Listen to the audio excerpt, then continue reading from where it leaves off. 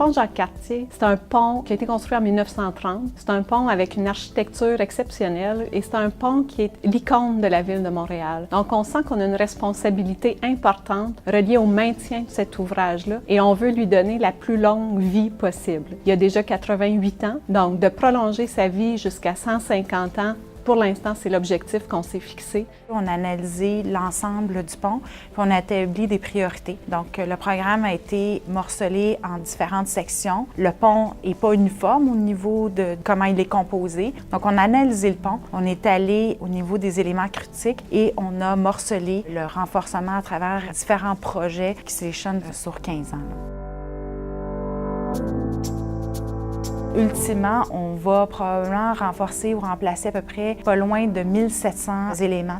L'avantage en ayant une structure en acier, c'est qu'on peut remplacer chaque morceau, contrairement à une structure en béton précontact qui est plus complexe à renforcer ou à réfectionner. Depuis 2014, on fait tous les renforcements de la structure du pont Jacques-Cartier.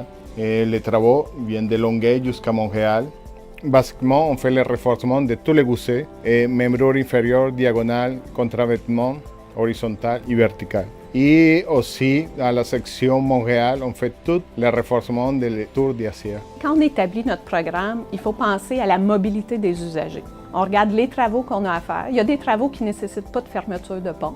Mais la minute qu'on entre dans les voies de circulation puis qu'on sait qu'il va y avoir des entraves, là, ça prend toute une planification pour choisir les travaux, combiner certains travaux. Donc, si on travaille aux deux extrémités du pont, on peut combiner des travaux pour optimiser la réalisation. Il ne faut pas oublier aussi que pour minimiser l'impact sur la circulation, ces travaux-là doivent être faits de nuit le plus possible. Ça a moins d'impact sur la circulation parce qu'il y a moins de circulation sur le pont, sauf que les gens dorment la nuit. Il y a des résidents qui résident carrément sous le pont. Donc, on met en place des mesures de mitigation avec des enceintes qui permettent de réduire le bruit puis minimiser parce que ces travaux-là, c'est des travaux d'acier. Souvent, il faut utiliser des marteaux, ça fait des bruits qui sont assez imposants. Donc, en créant ces enceintes-là, on permet de minimiser le bruit.